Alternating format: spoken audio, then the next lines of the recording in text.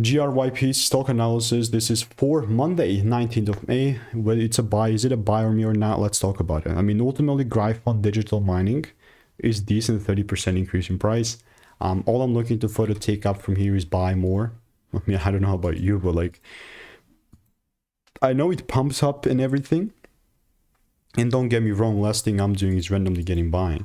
But after I saw this break, I do think there is a lot of potential hidden. A lot of potential, and I'm ready for it in a way where if it does pull down and gives me some sort of a double break, then and only then I'm going to look to buy, right? That's ultimately how GRYP is looking like. But if there is not the confirmation and it's not working in tandem and everything, there is no need for me to force a trade. Why the heck would I do that, right? So I will obviously continue to keep you updated. I have a lot of freaking receipts in my Discord server about GRYP.